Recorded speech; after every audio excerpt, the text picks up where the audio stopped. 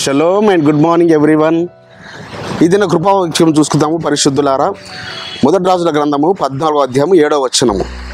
నేను నిన్ను జనుల్లో నుండి తీసి హెచ్చింపజేసి ఇజ్రాయేలును నా ప్రజల మీద నిన్ను అధికారిగా నియమించి తిని.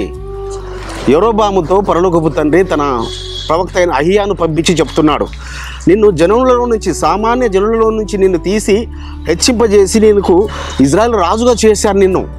మరి దావీదు గారికి ఇచ్చిన కృపను నీళ్ళలో కూడా విస్తరింప చేయాలని దావీదు రాజుకి ఇచ్చిన కృపను సొలొమోను రాజు నిలబెట్టుకోలేకపోయాడు. నీకు ఇవ్వాలనే ఆ కృప చొప్పున నీకు 10 గోత్రాలు ఇచ్చాను, కానీ నువ్వు దానికి తగినట్టుగా జీవించలేదు యెరోబాము.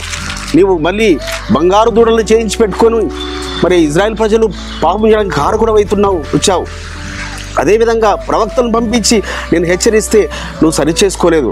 కాబట్టి కొన్ని మార్లు బిడ్డలారా, మనము అల్పజనమైనప్పటికీ, ఎన్నికలేని వారమైనప్పటికీ ఆయన ఎన్నుకొని అల్పులను ఆయన ఉన్నతమైన స్థానంలో నిలబెట్టగల శక్తిమంతుడు.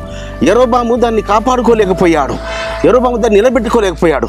కానీ బిడ్డలారా, ఈ దినములలో మనము అది నిలబెట్టుకునే వారంగా ఉంటున్నామా? ఆయన మనలో ఒక ప్రత్యేకమైన జనంగా ఆయన ఏర్పాటు చేసుకుంటున్నాడు.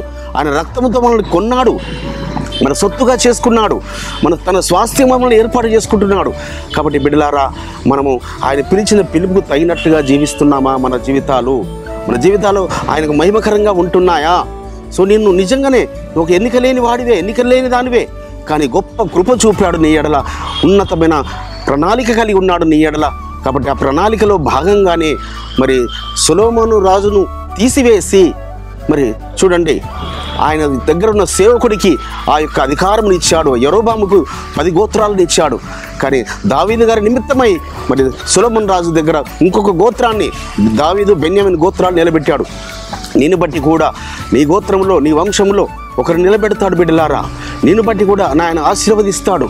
నిన్ను బట్టి కూడా నీవు ఆయనకు తగినట్టుగా, నీకు ఇచ్చిన రక్షణకు తగినట్టుగా నీవు జీవించినప్పుడు నిన్ను స్థిరపరిచేవాడు, బలపరిచేవాడు. అట్టి కృప పరమ తండ్రి మరి అనేకులకు ఇస్తున్నాడు. మరి అనేకులైన ప్రపంచంలో అనేకులైన సేవకులు బయలుదేరారు ఇజ్రాయెల్ దేశం నుంచి సువార్త చాటడానికి కొరకు. మన దేశానికి కూడా గొప్ప గొప్ప మిషనరీలు వచ్చారు. ఆ మిషనరీల ద్వారా నిన్ను ప్రత్యేకమైన జనాంగంగా నిన్ను ఏర్పాటు చేసుకుంటున్నాడు బిడ్డలారా. నిన్ను ప్రత్యేకంగా ఆయన రాజ్యం కొరకు వారసులుగా చేసుకుంటున్నాడు.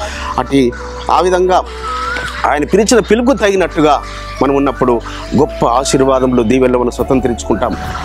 పరమ తండ్రి ఆ విధంగా కృపను విస్తరింప చేయనుగాక. ప్రార్థన చేసుకుందాం. పరిశుద్ధమైన తండ్రి, అబ్రహాం, ఇస్సాకు, యాకోబులను ఎలోహిం, సామాన్య జనులలో నుంచి యెరోబామును తీసుకొని రాజుగా మీరు నిలబెట్టారు నాయన. అదేవిధంగా తండ్రి, సామాన్య జనులమైన మమ్మలను కూడా తండ్రి మీరు రారాజైన యాషువ మీ ఎదుట మమ్మల్ని నిలబెట్టడానికి కొరకు మీరు కలిగి ఉన్న ప్రణాళికను బట్టి మీకు స్తోత్రములు చెల్లిస్తూ నజరుడైన యాషువ మెస్సే నామమున స్తుతించి ప్రార్థించి వేడుకుంటున్నాం పరమ తండ్రి. మన పరలోకపు తండ్రియు, మన రక్షకుడును, విమోచకుడును, నజరేయుడైన యాషువ మెస్సే వారి దివ్య సముఖం నుంచి మీకు, మీ కుటుంబాలకు, వివంశాలకు శాంతి, సమాధానం, కృపయు మెండుగా కలుగునుగాక. ఆమేన్.